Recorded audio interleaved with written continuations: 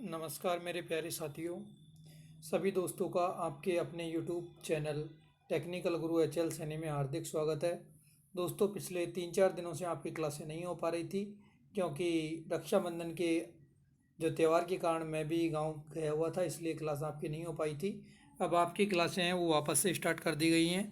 तो कई दिन हो गए हैं आपको पढ़े हुए कुछ चीज़ें, इसलिए मैं आज एज ए रिविज़न के तौर पर सबसे पहले क्लास लेकर के आया हूँ।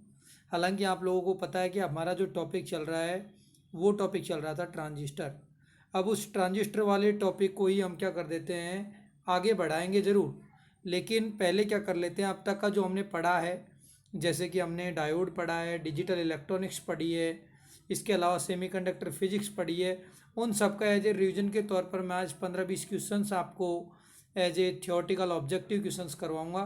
तो उन क्वेश्चनों में सभी को आप लोगों को अपना रिप्लाई भी करना है। और जो दोस्त नए हैं इस चैनल पर, वो सभी दोस्त इस चैनल को एक बार लाइक करें, शेयर करें, और यदि पहली बार वीडियो देख रहे हैं तो इस चैनल को सब्सक्राइब करना भी ना भूलें। तो दोस्तों, बिना समय ख़राब किए हुए आज हम स्टार्ट करते हैं पहले क्वेश्चन से। तो आपको जो पहला क्वेश्चन है वो स्क्रीन पर दिखाई दे रहा होगा कि maximum number in decimal that can be represented by 4 bit, कि एक द्विअंक पद्धति में 4 बिट के द्वारा अधिकतम कितने दशमलव अंक प्रदर्शित किए जा सकते हैं। तो अधिकतम कितने दशमलव अंक प्रदर्शित किए जाएंगे, ये बात कहना चाह रहा है कि 4 बिट के लिए अधिकतम कितने प्रदर्शित किए जा सकते हैं। तो देखो, 4 बिट की यदि मैं बात करूं तो 4 बिट का मतलब मेरे पास में कितने अंक हो गए, 1, 2, 3 और 4।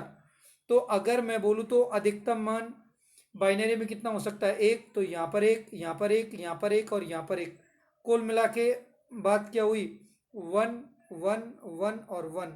तो 1, 1, 1, 1, 4 बिट में अधिकतम कितना हो जाएगा, 1, 2, 4 और 8। तो 8, 4, 12 और 2, 14 और 1, 15।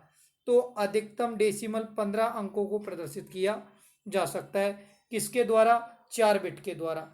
यदि आपके पास में यदि यही क्वेश्चन होता कि 3 बिट के द्वारा कितना दर्शा सकते हैं, तो 3 बिट के लिए अगर मैं दर्शाने की बात करूंगा तो 1, 1, 1, तो अधिकतम कितना दर्शा सकते हैं, 7।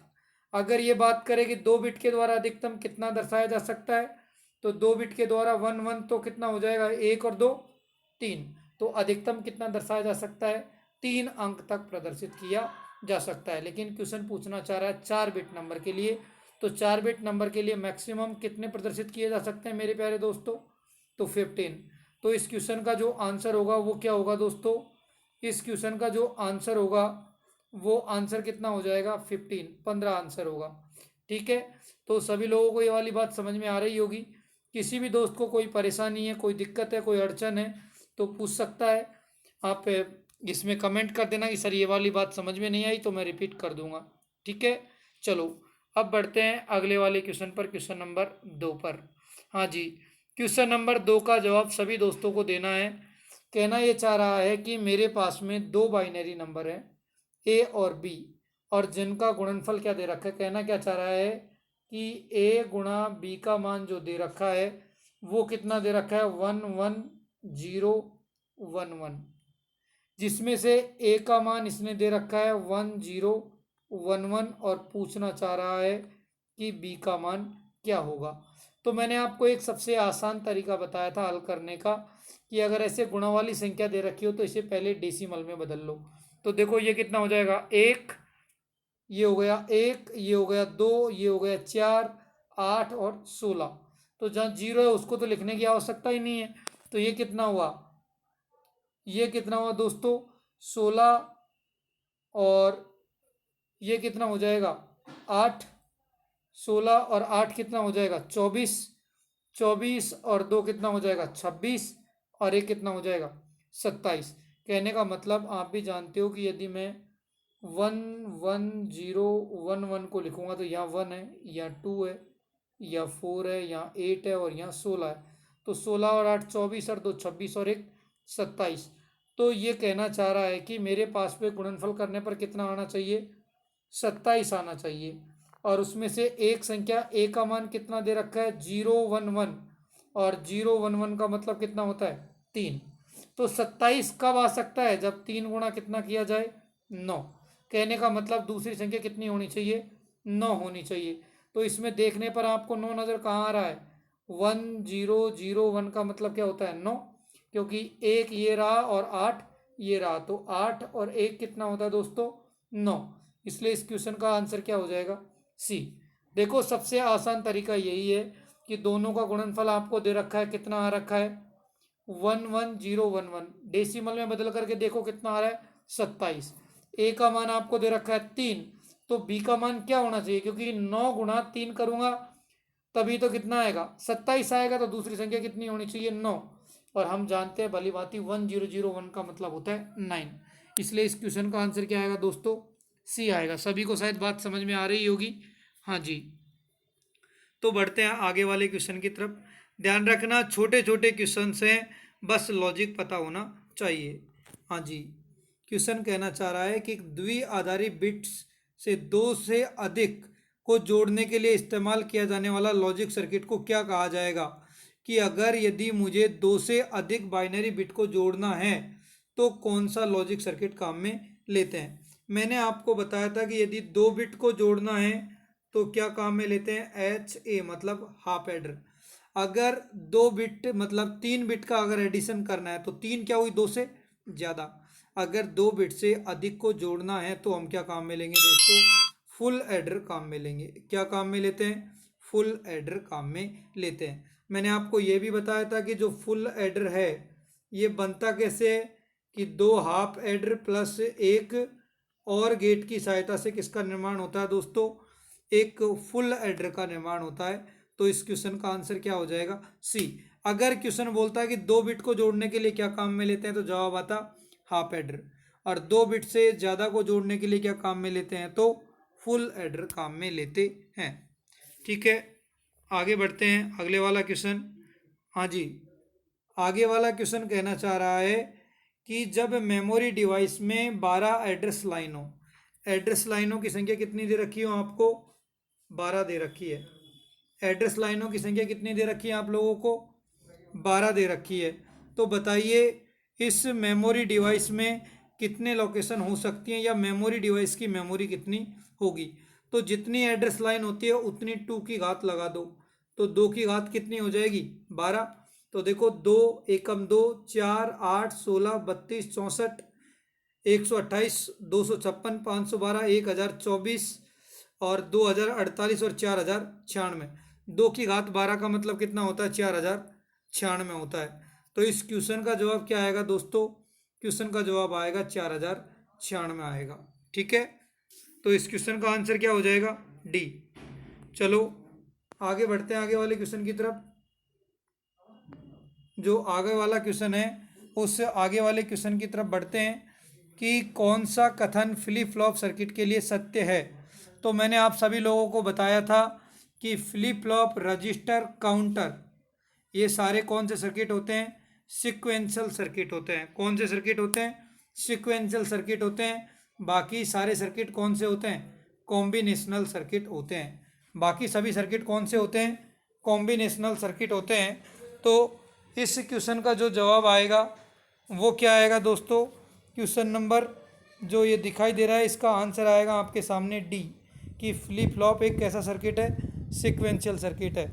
लेकिन अगर यदि ये दे देता कि हाफ एडर फुल एडर कौन से सर्किट हैं, तो ये कॉम्बिनेशनल सर्किट हैं।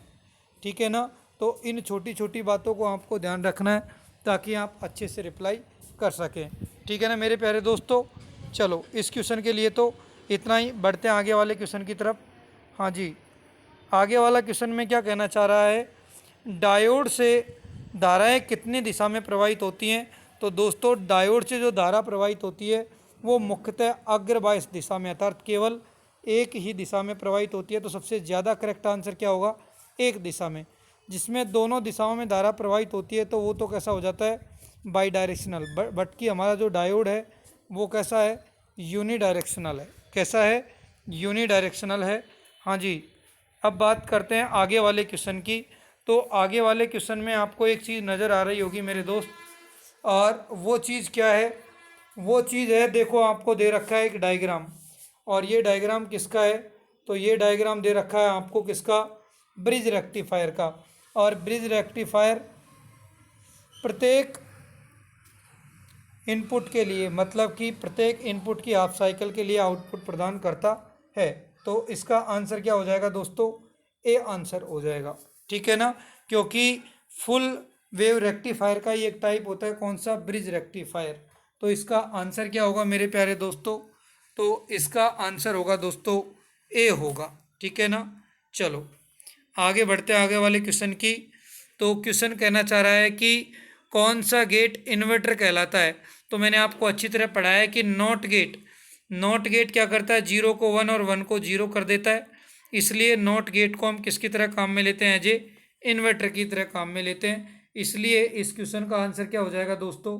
डी आंसर हो जाएगा। तो इन्वर्टर की तरह किसको काम में लेते हैं? नॉट गेट को काम में लेते हैं। चलो हाँ जी, अब कहना चाह रहा है PIV रेटिंग किसी डायोड की क्या होती है। तो डायोड जोड़ते कैसे हैं? कुछ इसी प्रकार से कि ये ट्रांसफॉर्मर लगा दिया, इसकी सहायता से यहाँ पर हम क्या लगा देते हैं? कोई आवश्यकता के अनुसार एक डायोड लगा दिया, ये लगा दिया। तो ये प्राइमरी पे यहाँ पर सप्लाई दे रहे हैं, हाँ जी। तो जो इसके सिरों पर अधिकतम, अगर ट्रांसफॉर्मर के फेवर में बात करें तो सेकेंडरी पर जो अधिकतम वोल्टता आएगी वही क्या कहलाती है? इसकी PIV। PIV का मतलब क्या है? शिखर व्युत्क्रम वोल्टेज, ठीक है ना। तो जो हमारा सेकेंडरी का मैक्सिमम वोल्टेज है वो वोल्टता क्या कहलाती है? हमारी PIV rating of A diode. तो इस क्वेश्चन का आंसर क्या हो जाएगा दोस्तों? ए आंसर हो जाएगा। लेकिन यदि विदाउट ट्रांसफॉर्मर की बात करेंगे तो जो हम सप्लाई देंगे वही हमारे लिए एक काम करेगी। उस समय में एज ए जो हमारी प्राइमरी की मैक्सिमम वोल्टता है वो क्या काम कर जाएगी? PIV का काम करेगी। ओके चलो आगे बढ़ते हैं नेक्स्ट क्वेश्चन की ओर। हाँ जी, तो क्वेश्चन अगले वाला जो क्वेश्चन है ये आपके 2009 RRB का क्वेश्चन है। और क्वेश्चन ये कहना चाह रहा है कि डायोड आदि ठोस अवस्था युक्तियों का एक अवगुण ये है कि इनका तापमान एक सुरक्षित मान से अधिक हो जाता है, तो वो क्या कहलाता है? बेकार हो जाता है। और इसे टेक्निकल भाषा में क्या कहा जाता है? तो गर्म होकर के किसी चीज़ का गर्म हो जाना क्या कहलाता है? Thermal run away. क्या कहलाता है? Thermal run away. तो इस क्वेश्चन का आंसर क्या हो जाएगा? Thermal run away. तो आंसर हो जाएगा डी। भाई पुनर्मिलन का तो मतलब होता है इलेक्ट्रॉन और होल का मिलना। प्लायन का मतलब एक जगह से दूसरी जगह जाना। और रिवर्स बायस का मतलब होता है कि जब हमारे डायोड के पॉजिटिव से और कैथोड को नेगेटिव से जोड़ दिया जाए तो वो तो क्या कहलाता है? Forward bias. और जब एनोड को नेगेटिव से और कैथोड को पॉजिटिव से जोड़ दिया जाए तो वो कहलाता है रिवर्स बायस। तो टेक्निकल रूप से देखा जाए तो तापमान का लेना देना किससे है? थर्मल रनअवे से है। ओके, तो इस क्वेश्चन का आंसर क्या होगा दोस्तों? तो इस क्वेश्चन का आंसर होगा डी। इस क्वेश्चन का आंसर क्या होगा मेरे प्यारे दोस्तों? इस क्वेश्चन का आंसर हो जाएगा डी हो जाएगा। चलो आगे बढ़े। हाँ जी, तो ये कहना चाह रहा है कि एक बूलियन एक्सप्रेशन है A+B का बार। तो इसका मतलब क्या होता था? तो मैंने आपको बोला था कि यदि A+B के ऊपर बार है तो इसका मतलब है कि डी मॉर्गन थ्योरम ये कहती है कि प्लस किस में बदल जाएगा? डॉट में, और बार दोनों पर टूट करके लग जाएगा। तो A बार डॉट B बार। अगर यदि A बार डॉट B बार दे रखा था तो इसे हम लिख सकते थे AB बार। दूसरा तरीका ये भी है कि यदि AB के ऊपर बार दे रखा है तो बार किस में बदल जाएगा? सेपरेट सेपरेट हो जाएगा। और जो डॉट है वो किस में परिवर्तित हो जाएगा? प्लस में। मतलब प्लस हो जाता है डॉट में कन्वर्ट और डॉट हो जाता है प्लस में कन्वर्ट। तो दिए गए क्वेश्चन के अनुसार आंसर क्या आएगा? A बार B बार। तो इस क्वेश्चन का आंसर क्या होगा दोस्तों? इस क्वेश्चन का आंसर होगा B, A bar dot B बार। ठीक है, हाँ जी। किसी डायोड का फॉरवर्ड प्रतिरोध क्या होता है? किसी डायोड का फॉरवर्ड प्रतिरोध क्या होता है?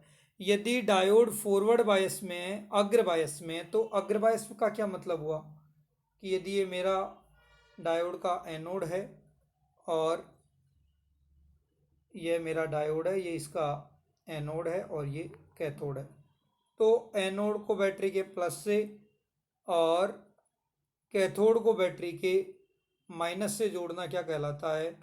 अग्रबायस, और अग्रबायस में अवक्षय परत की मोटाई घटती जाती है और अंततः पूर्णतः क्या हो जाती है, खत्म हो जाती है।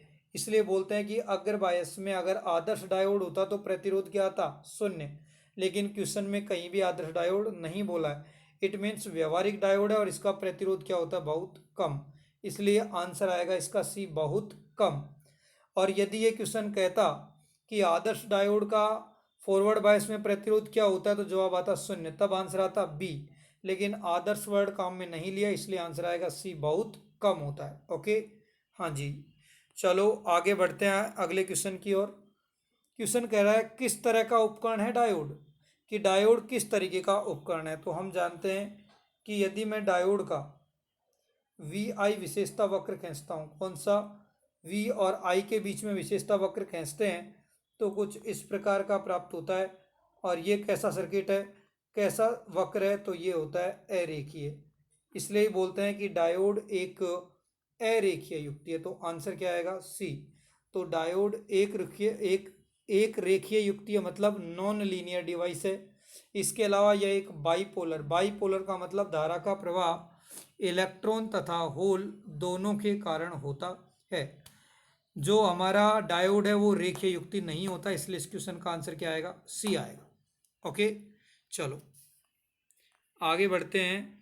हाँ जी, ऑसिलोस्कोप क्या काम में लेते हैं, ऑसिलोस्कोप को इन शॉर्ट अंग्रेजी में बोलते हैं CRO, कैथोड रे ऑसिलोस्कोप, क्या कहा जाता है इसे, कैथोड रे ऑसिलोस्कोप।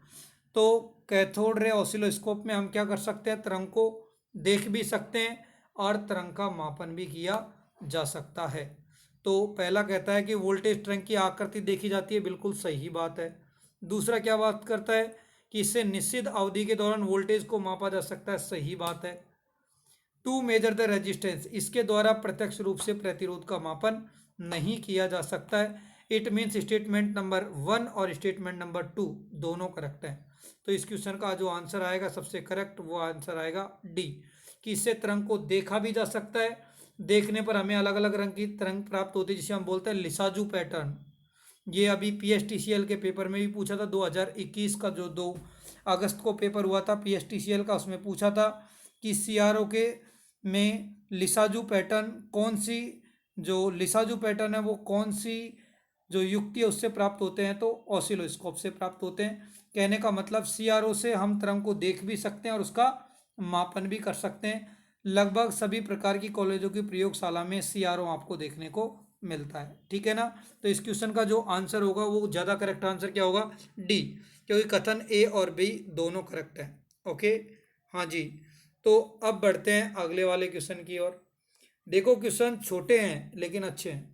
हाँ जी, ये क्वेश्चन तो अपन डिस्कस कर ही चुके हैं कि डायोड कैसी युक्ति है, अरेखीय युक्ति है। ये वाला क्वेश्चन भी हम देख चुके हैं कि ये एक फुल वेव रेक्टिफायर है ब्रिज प्रकार का, इसलिए इसका आंसर क्या आएगा, ए आएगा। हाँ जी, अब देखो अगला क्वेश्चन। क्वेश्चन ये कहना चाह रहा है कि निम्नलिखित में से किस युक्ति में पीएन जंक्शन डायोड के फॉरवर्ड बायस कैरेक्टरिस्टिक का उपयोग किया जाता है। कैरेक्टरिस्टिक अंग्रेजी का वर्ड है जिसका हिंदी में मतलब होता है अभिलाक्षणिक वक्र या विशेषता वक्र। तो दोस्तों फॉरवर्ड बायस मतलब अग्र बायस विशेषता वक्र का उपयोग हम किस में करते हैं दोस्तों, डायोड के। तो पीएन संधि डायोड के अग्र बायस विशेषता वक्र का उपयोग हम करते हैं रेक्टिफायर के रूप में करते हैं।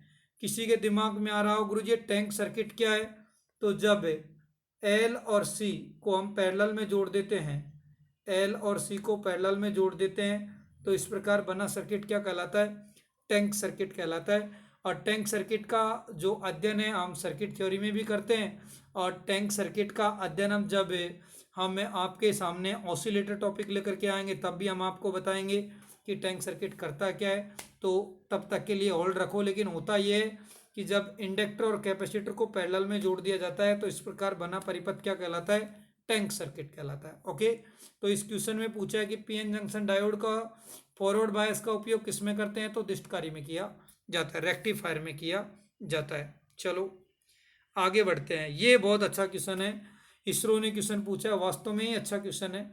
ये पूछ रहा है कि डायोड में तीर की दिशा किस बात को इंगित करती है। तो मैंने जब आपकी क्लास ली थी ऐप पर, मैंने तब भी आपको पढ़ाया था कि इसमें जो ये तीर का निशान है, ये तीर का निशान दर्शाता है किसकी दिशा को? धारा की दिशा को।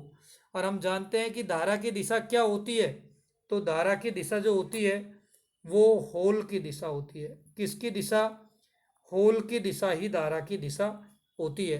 तो दोस्तों इस क्वेश्चन का जवाब सभी लोग बताएंगे क्या होगा?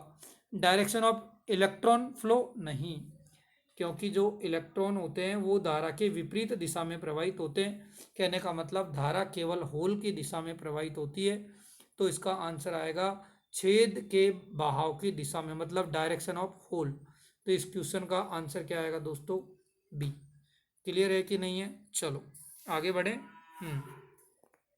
चलो, ये भी एक बहुत अच्छा एक्सप्रेशन है, मैंने आप लोगों को शायद क्लास में भी करवाया, इसका जवाब आप दीजिए। मैंने आपको बोला भी था कि इस टाइप के क्वेश्चन एग्जाम में आते हैं। तो UPRVNL TG2 2015 इंस्ट्रूमेंटेशन का क्वेश्चन है, तो इसका जवाब सभी लोगों को करना है। तो मैंने आपको बताया था कि जो हमारा और गेट होता है, तो 0 0 का क्या आता है और गेट में? 0। 0 1 का कितना आता है? 1। 1 0 का कितना आता है? 1। और 1 1 का भी कितना आता है? 1। तो एक ही एक्सप्रेशन आपको नजर आ रहा होगा जिसमें लिखा है कि 1 और 1, और 1 1 का कितना होता है? 1 होता है। किसके अंतर्गत होता है? और गेट में होता है। ओके, और गेट में ए में एक जोड़ेंगे तो यहाँ आना चाहिए था कितना? 1 आए तब जाके तो ए सही हो जाता। और ए में 0 जोड़ेंगे तो ए ही आंसर आएगा। ये बात भी आपकी सत्य है। तो कहने का मतलब कथन नंबर 2 भी सत्य है, और कथन नंबर कौन सा सत्य है? ए भी सत्य है। हाँ जी। और फिर क्या कर रहा है? 1 प्लस ए में ए जोड़ रहा है, तो कथन नंबर ए गलत है। और इसके अलावा एक खास बात और बता देता हूँ, इस क्वेश्चन का ऑप्शन नंबर डी भी गलत है। क्यों? क्योंकि ए प्लस ए का मतलब होता है ए ही आएगा। अगर ए का मान 0 है तो आंसर आएगा 0, और यदि ए का मान 1 है तो आंसर आएगा 1। तो यदि इस डी में आंसर को ये कर दे कि ए प्लस ए का मतलब ए होता है, यदि क्वेश्चन ए प्लस ए का मतलब ए लिख दे, तब तो हमारा आंसर हो जाएगा ए, क्योंकि ए गलत है। अन्यथा अगर ये इसको ए प्लस ए को ए नहीं लिखता है तो फिर दो ऑप्शन गलत है। तो इट मीन्स ए प्लस ए का मतलब ए कर लो। इस क्वेश्चन में टाइपिंग मिस्टेक है, बाकी 3 स्टेटमेंट है वो करेक्ट है, और ऑप्शन नंबर ए है वो गलत है, क्योंकि 1 में कुछ भी जोड़ दो और गेट में 1 ही आता है। तो इस क्वेश्चन का जो आंसर आएगा मेरे प्यारे दोस्तों 1 आएगा। लेकिन इस क्वेश्चन में क्या परिवर्तन करना पड़ेगा कि ए प्लस ए की जगह 1 की स्थान पर क्या लिखना पड़ेगा? ए लिखना पड़ेगा। तो जो मैंने करेक्शन था मैंने कर दिया है, गौर से देख लेना इस क्वेश्चन को, ठीक है ना? कहीं गलत मत कर बैठना। क्वेश्चन ने पूछा है कि कौन सी बात गलत है, सत्य नहीं पूछा है, असत्य पूछा है। ओके, हाँ जी। चलो आगे बढ़ते हैं। आगे वाला क्वेश्चन, ये शायद कल एक बच्चे ने क्वेश्चन पूछ रहा था ग्रुप में, तो उसका मैंने डिस्कशन कर दिया, शायद मुझे दिख गया तो मैंने सोचा डाल देते हैं। ये कह रहा है कि phase difference between the sine and cosine तरंग्स, कि जो हमारे पास में साइन तरंग होती हैं और कोसाइन तरंग होती हैं, मतलब ज्या और कोज्या तरंगों के बीच में एंगल कितना होता है? तो हम जानते हैं कि ज्या तरंग होती है वो, ज्या का मतलब क्या होता है? साइन वेव, इस प्रकार से स्टार्ट होती है, और कोसाइन वेव कुछ इस प्रकार से स्टार्ट होती है। तो इनके बीच का जो फेज एंगल नज़र आ रहा है वो कितना डिग्री है? 90 डिग्री है।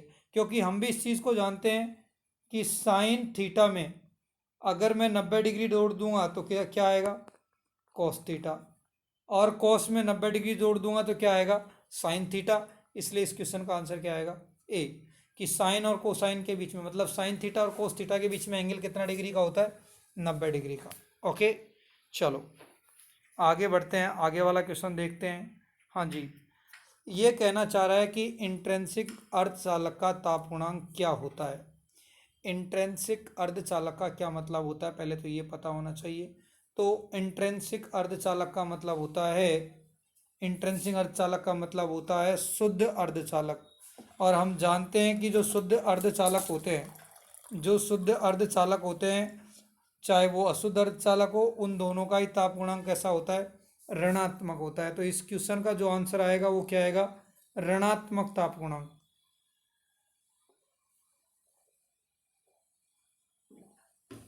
तो इस क्वेश्चन का आंसर क्या आएगा, नेगेटिव टेम्परेचर कोफिशिएंट। तो आंसर करूंगा तो क्या लिखूंगा, एनटीसी। कंडक्टर्स का होता है क्या, वैसा होता है पीटीसी, और अर्धचालकों का होता है एनटीसी। सिर्फ कंफ्यूज किया है, बाकी आसान क्वेश्चन है। ओके, हाँ जी, नेक्स्ट क्वेश्चन देखिए। अगले क्वेश्चन की तरफ बढ़ते हैं। अगला क्वेश्चन ये कहना चाह रहा है कि अधिकतम एसी वोल्टेज जो रेक्टिफायर के एनोड और कैथोड के बीच सुरक्षित रूप से लागू की जा सकता है उसे हम क्या कहते हैं। तो अधिकतम कैथोड और एनोड के बीच में जो वोल्टेज आरोपित किया जाता है उसे हम कहते हैं PIV, पीक इनवर्स वोल्टेज। कि पश्च बायस में डायोड के सिरों पर आरोपित एनोड और कैथोड के बीच में मैक्सिमम वोल्टेज क्या कहलाता है, पीक इनवर्स वोल्टेज। ओके, चलो शायद एक दो क्वेश्चन और बचे हैं, इनको भी कर लेते हैं। क्वेश्चन कहना चाह रहा है कि एक पीएन जंक्शन डायोड किसकी तरह व्यवहार करता है। तो हम जानते हैं कि पीएन जंक्शन डायोड एक अनियंत्रित स्विच है, अनकंट्रोल्ड स्विच है। इसके अलावा यह एक दिशीय स्विच है, मतलब यूनिडायरेक्शनल स्विच है। तो देखो ये बाई डायरेक्शनल नहीं हो सकता है। क्या ये बाई डायरेक्शनल हो सकता है क्या, तो जवाब आएगा नहीं। क्या ये कंट्रोल स्विच है, नहीं, क्योंकि ये एक अनकंट्रोल्ड स्विच है। क्या ये लिमिट स्विच है, नहीं, यह एक यूनिडायरेक्शनल स्विच है, मतलब एक दिशीय स्विच की तरह व्यवहार करता है, केवल एक ही दिशा में धारा का प्रवाह होने देता है। अर्थात पीएन जंक्शन एक यूनिडायरेक्शनल स्विच है। By directional switch way switch होते हैं जो कि एसी स्विच होते हैं। तो पीएन जंक्शन जो डायोड है वो एक डीसी स्विच है, क्योंकि ये केवल फॉरवर्ड बायस में ही वर्क करता है। ओके, चलो आगे बात करते हैं इस वाले क्वेश्चन की। एक बहुत अच्छा क्वेश्चन है कि बैंड पास फिल्टर का मतलब क्या होता है। तो बैंड पास का मतलब क्या होता है कि एक निश्चित आवृत्तियों को ही क्या होने दे, पास होने देता है, बाकी सभी आवृत्तियों को पास नहीं होने देता है। कहने का मतलब Passage the signal between two frequency limit, दो आवर्ती सीमाओं के बीच के संकेतों को ही भेजने का कार्य करता है। कौन, बैंड पास फिल्टर, ठीक है ना। अगर आता बैंड रिजेक्शन फिल्टर तो एक बैंड को रिजेक्ट करता है। ओके, तो इस क्वेश्चन का जो आंसर होगा वो क्या होगा दोस्तों, इस क्वेश्चन का आंसर होगा दोस्तों सी। ठीक है, हाँ जी, आगे बढ़ते हैं और आज की क्लास का ये सबसे अंतिम क्वेश्चन होगा। हाँ जी, देखो ये क्वेश्चनों की प्रैक्टिस कराने का एक ही उद्देश्य था, क्या, ताकि इससे आपको ये आइडिया लग जाए कि मुझे कितना आ रहा है, मैं कुछ सीख पा रहा हूँ कि नहीं सीख पा रहा हूँ। सिर्फ पढ़ते ही चले जाएंगे, कुछ प्रैक्टिस ही नहीं होगी तो पता कैसे लगेगा। इसलिए ये प्रैक्टिस के तौर पर कुछ क्वेश्चन मैं लेकर के आया था। कल से वही आपकी क्लासें रहेंगी, बस आज तो एक बार प्रैक्टिस के तौर पर करवाया है, घबराने की आवश्यकता नहीं है। रेगुलर क्लास होंगी। अभी तो मैं कई दिन से, आप भी गाँव थे तो मैं भी गाँव था, इसलिए आपकी क्लास नहीं हो पाई थी। कल क्लास होती लेकिन किसी कारणवश मैं लेट हो गया था। ओके, अब क्या रही बात कि कुछ बच्चे क्या है कि ऐप पर भी अभी मैसेज करते हैं कि सर हमारी क्लास कब होगी। तो ऐप पर आपकी क्लास नहीं होगी दोस्तों, आपकी क्लास यूट्यूब पर ही होगी। मुझे ऐप पर अब पढ़ाना नहीं है, मैं आप लोगों के साथ में जुड़ गया हूँ। आपको यूट्यूब पर सारा कुछ कंटेंट अब फ्री पढ़ाया जाएगा। मुझे उस संस्था से कोई लेना देना नहीं है, ठीक है ना। हाँ जी, तो आपकी जो भी दोस्त है जिन्होंने कोर्स खरीदा है उन सभी से बोलो कि आपकी क्लास रेगुलर हो रही है, यूट्यूब पर हो रही है। चैनल का नाम बता देना, उसको लिंक शेयर कर देना, आपको परेशान होने की आवश्यकता नहीं है। बाकी कोई भी दिक्कत हो तो आपका जो दोस्त हो मिलने वाला तो मेरे नंबर दे देना, ताकि उस पर वो संपर्क कर सके, ठीक है ना। और हम ऑफलाइन कोचिंग भी स्टार्ट कर रहे हैं जल्दी। तो जो भी विद्यार्थी इच्छुक है ऑफलाइन कोचिंग के लिए तो उस संपर्क कर सकता है। हम गंगापुर सिटी में ऑफलाइन कोचिंग स्टार्ट कर रहे हैं, हमारा पर्सनल खुद का कोचिंग स्टार्ट कर रहे हैं। आप किसी दूसरे के अंडर में हम काम नहीं करेंगे, ठीक है ना। हाँ जी, तो ये लास्ट क्वेश्चन है, इसका सभी लोग रिप्लाई करेंगे कि आजकल बल्ब के स्थान पर निम्न वोल्टता पर कार्य करने हेतु ठोस अवस्था वाली युक्ति कौन सी काम में लेते हैं। तो बल्ब के स्थान पर आजकल हम क्या काम में ले रहे हैं, एलईडी। एलईडी का क्या नाम होता है, लाइट एमिटिंग डायोड। मतलब क्या होता है कि प्रकाश उत्सर्जक डायोड। तो इस क्वेश्चन का आंसर क्या होगा दोस्तों, सी होगा। तो यदि आपको हमारा ये सेशन पसंद आ रहा है तो सभी दोस्त एक बार वीडियो को लाइक ज़रूर करें, और जो पहली बार आए हैं इस चैनल को सब्सक्राइब करें, और एक बार इस वीडियो को अपने दोस्तों में शेयर करें। तो दोस्तों मिलते हैं नेक्स्ट वीडियो के साथ में। इस वीडियो के लिए तो केवल इतना ही। सुनने के लिए सभी दोस्तों को थैंक यू, सभी का तहे दिल से धन्यवाद।